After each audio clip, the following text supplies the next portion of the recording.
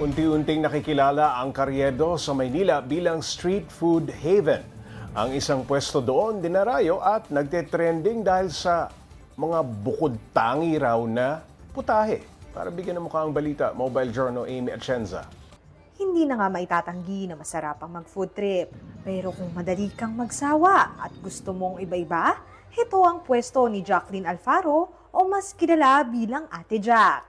Okay, so nandito tayo sa area ni Ate Jack at makikita mo naman, merong mga iba't ibang putahe dito. So tikman natin kung gaano nga ba kasarap at bakit binibisi-bisita siya ng mga customers dito. Sobrang trending itong si Ate Jack dahil parang one-stop shop daw itong pwesto niya. May mixed fruits, thick Milo, pati baga ng baboy. Unahin na natin itong tinatawag nilang baga ng mama mo.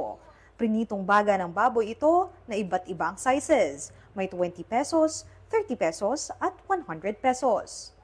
Ito yung 20 pesos na baga ng mama mo na tinatawag ni Ate Jack. Baga to ng baboy. Tikman natin kung ang lasa. With maanghang na suka.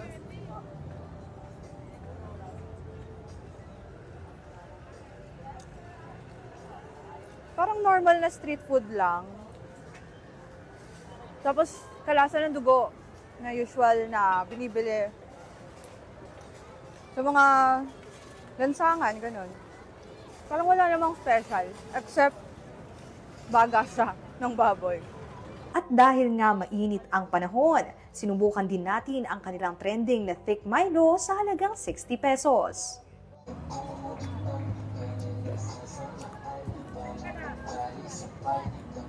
Bilang mahilig ako sa sweets, sarap siya. May gata siya, may thick Milo, tinimplang Milo, tapos meron sila ng mga parang tidbits para pampalasa pa. Kwento ni Ate Jack, nagsimula siyang maging negosyante taong 2007 pa lang. At malaki ang pasasalamat niya dahil continuously thriving pa rin naman siya hanggang ngayon. Siyempre masaya kasi malaking pakinabang eh. Dinadayo ka na ng tao eh.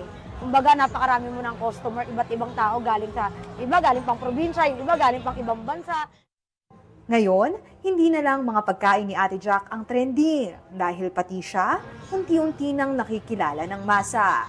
Ang pangamba na nga lang daw ni Ate Jack, ang posibilidad na mapaalis sila sa pwesto nila rito sa Carriedo. Na kumbaga kung mawawala itong hanap buhay, paano yung mga anak namin na umaasa sa amin? Masaya man ang mag-food trip, palagi pa ring tandaan na maghinay-hinay lang dahil health comes first. Mobile journalist Amy Atienza po, hatid ang mukha ng balita.